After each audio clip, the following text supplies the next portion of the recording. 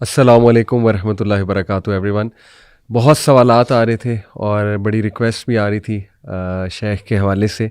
माशाल्लाह आप लोग देखते हैं और बहुत मुस्तफ़ीद होते हैं, लेकिन जिस टॉपिक पे सबसे ज़्यादा रिक्वेस्ट आ रही थी वो यही था कि हालात आज़रा अभी शाम में जो एक पॉलिटिकल सिचुएशन चेंज हुई, फिर गज़ा का मामला वर्सन होता जा रहा है, अल्लाह माफ़ करे, और जिस तरह से बहुत तेज़ी से हालात उम्मत मुस्लिमा के चेंज हो रहे हैं, ओवरऑल ग्लोबली वर्ल्ड पॉलिटिकली बहुत रीशेप हो रहा है। तो इसमें अहादीस को देखा जाए और इस्लामिक लिटरेचर को देखा जाए तो क्या रहनुमाई हमें मिलती है और व्हाट शुड बी आर इंशाल्लाह action plan as a family, as an individual इंशाल्लाह ताला। सो उसके लिए मैंने दावत दी डॉक्टर हमाद लखवी साहब को। शेख जज़ाकल्लाह खैर, अस्सलाम वालेकुम वरहमतुल्लाहि वबरकातुहू। जी वालेकुम अस्सलाम वरहमतुल्लाहि। बहुत शुक्रिया शेख, आपने टाइम दिया अपने बिज़ी स्केड्यूल से, और टॉपिक जैसे कि आपने सुन लिया बहुत इसकी रिक्वेस्ट आ रही थी। शेख मैं एक हदीस से स्टार्ट करना चाहूँगा। बहुत ये हदीस आजकल वायरल है और लोग जानना चाहते हैं कि इसमें जो तसलसल है वो तसलसल के मुताबिक क्या क्या होगा और ज़ाहिर है कि उसके बाद फिर क्या होगा। ये हदीस सुनन नबी दाऊद में है, सही इसको करार दिया अल्लामा अलबानी ने। हदीस है कि बैतुल मक़दस की आबादी मदीना की वीरानी होगी और मदीना की वीरानी लड़ाइयों और फितनों का ज़हूर होगा। फितनों का ज़हूर कुस्तुनतुनिया की फ़तह होगी और कुस्तुनतुनिया की फ़तह दज्जाल का ज़हूर होगा।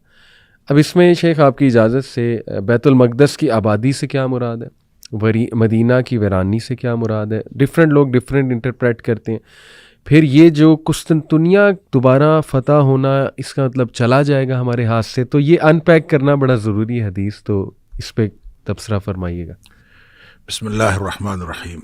देखें, सबसे पहले हमें जो इलाक़ाई सूरत हाल है ना, इसको यूँ देखना चाहिए कि अहादीस के अंदर जिस शाम का ज़िक्र है उस शाम में मौजूदा 4 ममालिक तो डेफिनेटली शामिल है। सही। उसमें उर्दन शामिल है, उसमें फ़लस्तीन शामिल है, उसमें लबनान शामिल है और उसमें मौजूदा सीरिया शामिल है। इसके अलावा बाज़ इंटरप्रिटेशंस के मुताबिक कब्रस भी उसके अंदर, साइप्रस जिसको हम कहते हैं, वो भी इसमें शामिल है, और एक सूबा तुर्की का भी उसके अंदर शामिल है। ये सारा मिला के शाम बनता है। ठीक है। लिहाजा जितनी भी शाम के बारे में नबी करीम सल्लल्लाहु अलैहि वसल्लम ने फजीलत बताई है, तो उसका जो मरकज़ व महवर है वो ये पूरा इलाका है। कोई एक मुल्क नहीं है, मौजूदा मुल्क शाम नहीं है, बल्कि पूरा इलाका जो है उसके अंदर शामिल है। जहाँ तक कुस्तुनतुनिया की बात है, जाहिर है कि ये इस्तांबुल का दूसरा नाम है और इस्तांबुल जो है वो मुसलमानों के कब्ज़े में है, और नबी करीम सल्लल्लाहु अलैहि वसल्लम इसमें जो ज़िक्र फरमा रहे हैं वो कुस्तुनतुनिया की फ़तह का ज़िक्र फरमा रहे हैं। तो इसका मतलब है कि कुस्तुनतुनिया पहले हमारे हाथों से जाएगा, मुसलमानों के हाथों से ये चला जाएगा और ये फिर जाके फ़तह होगा। और इसकी फ़तह के बारे में बाज़ अहादीस के अंदर आता है कि जब कुस्तुनतुनिया फ़तह होगा तो मुसलमान जो हैं वो इस कदर यानी ईमान वाले होंगे और उनका ईमान इस कदर मजबूत होगा। असल में ये सारी चीज़ें रिलेट करती हैं। इसको मैं थोड़ा सा और पीछे ले जाऊँ तो इमाम महदी का जो ज़हूर है, सही, वो फितनों के ज़हूर में इमाम महदी जो है वो आएंगे फितनों के दौरान। उसमें बाज़ निशानियां हैं। उसमें मसलन ये एक निशानी ये है कि कोई अरब जो बादशाह है उसका इंतकाल होगा और उसके बाद झगड़ा होगा वहाँ भी, अरब में भी, कि किसको जो है वो बादशाह बनाया जाए। 3 प्रिंसेस का आता है जिक्र, आपस में झगड़ा होगा। अच्छा, इसी तरह ये भी है कि मुसलमानों की क़यादत का फुकदान होगा। अच्छा, और उसमें ये भी है कि मुसलमान जो हैं हज के मौके पर इकट्ठे होंगे और हज के मौके पर आपस में गुफ्तगू कर रहे होंगे कि किस तरह से हमें कायद मिले। तो उनको उस दौरान, हज के दौरान जो है ये महसूस होगा कि जो जिसको हम क़यादत देना चाहते हैं वो शख्स यहाँ कहीं मौजूद है, और फिर कोशिश करेंगे वो कि वो उनको ढूंढ लें।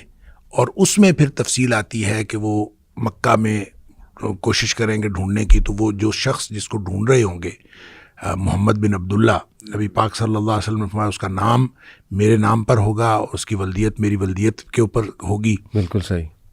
और वो हसनी सैयद होगा और उसको जो है यानी हज़रत हसन रज़ी अल्लाह तआला की औलाद में से होगा। अच्छा, उसको लोग ढूंढ रहे होंगे, वो मदीना चला जाएगा।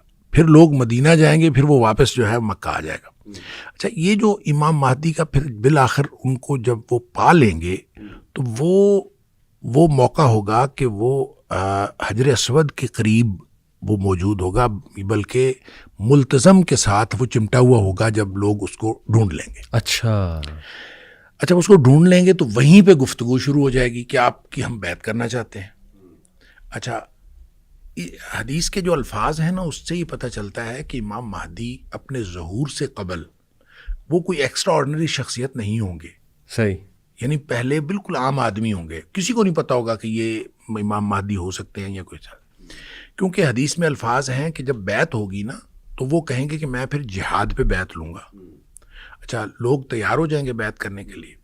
اس پر نبی اکرم صلی اللہ علیہ وسلم فرمایا فَيُصْلِحُ اللَّهُ فِي لَيْلَةٍ، اللہ تعالیٰ ایک ہی رات میں ان کو صلاحیتیں عطا فرما دے گا. صحیح. یعنی وہ جو باصلاحیت بنیں گے، بالکل ٹھیک، تو وہ ایک ہی رات میں اللہ کی طرف سے ان کو صلاحیتیں عطا ہوں گی. تو اچھا، اس موقع پر نبی کریم صلی اللہ علیہ وسلم نے فرمایا مسلمان 3 حصوں میں تقسیم ہو جائیں گے. اچھا، اس میں ایک حصہ مسلمانوں کا وہ ہوگا جنہوں نے امام مہدی کو ماننا ہی نہیں، اور ان کے بارے میں نبی پاک صلی اللہ علیہ وسلم فرمایا ان کا ایمان کے ساتھ کوئی تعلق ہی نہیں ہے. دوسرا حصہ یعنی 3 میں سے دوسرا حصہ وہ ہوگا جو لڑائیوں میں شہید ہو جائیں گے. ٹھیک. نبی پاک صلی اللہ علیہ وسلم فرمایا روئے زمین کے بہترین شہداء ہوں گے. اللہ. اس کے بارے میں بعض روایتوں میں یہ بھی آتا ہے کہ اتنی زیادہ جو ہے وہ قتل عام ہوگا اور اتنی زیادہ شہادتیں ہوں گی کہ بعض روایتوں میں اس طرح ہے کہ ایک آدمی کے 100 بیٹے ہوں گے، 99 شہید ہو جائیں گے اور ایک بچے گا. یعنی اس کا مطلب اتنے بڑے پیمانے پر جو ہے وہ شہادتیں ہوں گی. اور ان کے بارے میں نبی پاک صلی اللہ علیہ وسلم فرمایا کہ یہ روئے زمین کے بہترین شہداء ہوں گے. ایک حصہ جو بچے گا ان کے بارے میں نبی کریم صلی اللہ علیہ وسلم نے فرمایا اس کے بعد ان کو کوئی چیز، کوئی فتنہ ان کے ایمان کو خراب نہیں کر سکے گا، وہ بہترین مومن ہوں گے. اچھا، جو قسطنطنیہ کی فتح ہے اس کے بارے میں حدیث میں آتا ہے کہ وہ صرف لا الہ الا اللہ یا اللہ اکبر کی قوت سے اس کی دیوار گر جائے گی. یعنی ان کو لڑائی نہیں لڑنی پڑے گی. اچھا، یعنی وہ اس طرح کے مومن ہوں گے بالکل ٹھیک کہ جب وہ وہاں پہنچیں گے تو وہ اپنی لا الہ الا اللہ کہتے ہوئے یا اللہ اکبر کہتے ہوئے جب وہ قریب پہنچیں گے تو دیوار گر جائے گی اور وہ فتح ہو جائے گا بغیر کسی لڑائی کے. وہاں جب وہ فتح ہوگا تو ان کو اطلاع ملے گی کہ دجال کا ظہور ہو گیا ہے. اچھا، اور پھر یہ دوڑیں گے پیچھے کو جو کہ دجال کا ظہور ہو گیا. اچھا، یہ تفصیل ہے. تو یہ حدیث جو ہے یہ بھی اسی ترتیب کی نشاندہی کرتی ہے کہ جو بیت المقدس کی آبادی ہے وہ مدینہ کی بربادی ہوگی، اور مدینہ کی بربادی جو ہے وہ خروج الملحمہ، وہ جنگوں کا آغاز ہو جائے گا. اور جب جنگوں کا آغاز ہوگا تو پھر اس کے نتیجے میں فتح قسطنطنیہ ہوگی، اور فتح قسطنطنیہ ہوگی تو اس کے بعد جو ہے دجال کا ظہور ہوگا. تو یہ جو تفصیل ہے، یہ ترتیب ہے، لگتا ہے کہ ترتیب یہی ہوگی، اس لیے کہ جب نبی پاک صلی اللہ علیہ وسلم نے فرما دیا تو یقیناً یہی ترتیب ہوگی.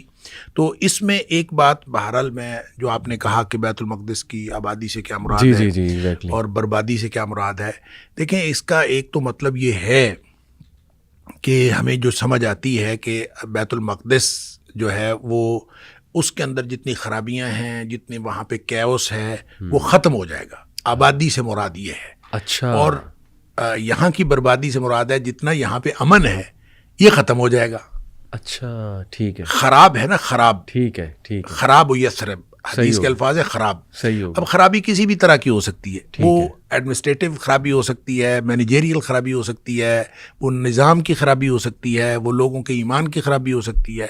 ویسے تو نبی پاک صلی اللہ علیہ وسلم فرمایا فتنوں کے دور میں ایمان جو ہے وہ حجاز کے اندر سکڑ کے آ جائے گا. جس طرح سے سانپ جو ہے سکڑ کے اپنی بل میں گھس جاتا ہے، اس طرح سے ایمان سکڑ کے حجاز میں آ جائے گا. حجاز یعنی مکہ مدینہ، مکہ اور مدینہ. اچھا، تو جب مکہ اور مدینہ میں ایمان آ جائے گا تو اس کا مطلب ہے ایمانی خرابی تو نہیں ہوگی، کسی اور طرح کی خرابی ہوگی. کوئی بد انتظامی ہو جائے گی، کوئی لڑائی ہو جائے گی، کوئی سیاسی ایشو ہو جائے گا، کوئی اس طرح کا ایشو ہوگا.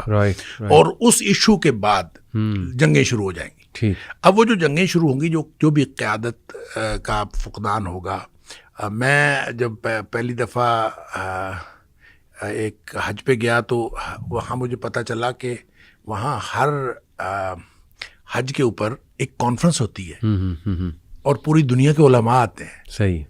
اور میں نے وہ جب وہ معتمر الحج جو ہے وہ میں نے دیکھی تو مجھے فوراً یہ حدیث یاد آئی کہ نبی کریم صلی اللہ علیہ وسلم نے فرمایا حج کے موقع پر امام مہدی کا ظہور ہوگا اور قیادت کا فقدان ہوگا، علماء آپس میں بات کر رہے ہوں گے. تو میں نے کہا اس کی بنیاد یہ پڑ چکی ہے گویا کہ حج کے موقع پر پوری دنیا کے علماء اکٹھے ہوتے ہیں، تو جب کبھی قیادت کا فقدان ہوگا اور اس طرح کی ڈسکشن ہوگی تو اس کے نتیجے میں امام مہدی کا ظہور بھی ہوگا. تو جب امام مہدی کا ظہور ہو جائے گا تو پھر بہرحال لڑائیاں ہوں گی، اور وہ لڑائیاں کتنی ہیں؟ خروج الملحمہ، ملحمہ سے مراد بہت بڑی جنگوں کا ظہور، اور وہ کتنی ہونی ہے اللہ کو معلوم ہے، کتنا عرصہ ہونی ہے اللہ کو معلوم ہے. یہ وہ انٹرپریٹیشن ہے جو ہماری سمجھ میں آتی ہے. ویسے میں ان ساری باتوں کے بارے میں جو مستقبل کے حوالے سے نبی اکرم صلی اللہ علیہ وسلم نے فرمائیں، اس کے بارے میں ہمیشہ یہ بات عرض کیا کرتا ہوں کہ ہمیں اس کے بارے میں حتمی تعین کی بات نہیں کرنی چاہیے، اور حتمی تعین کیا بھی نہیں جا سکتا. ہو سکتا ہے نبی کریم صلی اللہ علیہ وسلم نے کوئی بات تمثیلی انداز میں فرمائی ہو سکتا ہے کوئی بات حقیقی انداز میں فرمائی ہو. وہ حقیقی ہو یا تمثیلی ہو، ہم نہ اس کے وقت کا تعین کر سکتے ہیں اور نہ اس کی نوعیت کا حقیقی تعین کر سکتے ہیں. البتہ پاسبلٹیز ہم ڈسکس کر سکتے ہیں، یہ امکان ہے، یہ ہو سکتا ہے، یہ ہو سکتا ہے، صرف یہ کہہ سکتے ہیں. اور اصل میں جتنی مستقبل کی باتیں ہیں اور خاص طور پہ دور فتن کی باتیں ہیں، وہ اصل میں تو ہمارے ایمان کو بوسٹ کرنے کے لیے اور ہماری رہنمائی کے لیے ہیں کہ جب دور فتن ہوگا، اس طرح کی صورتحال ہوگی تو آپ کو یہ کرنا چاہیے اور یہ کرنا چاہیے، اور آپ اپنے ایمان کو مضبوط کریں اور ایمان کی بنیاد پر اپنی زندگی گزاریں. اصل میں تو ہمارے لیے یہ رہنمائی ہے. باقی رہی بات واقعات کے تعین کی تو اس کا حتمی تعین نہیں کیا جا سکتا.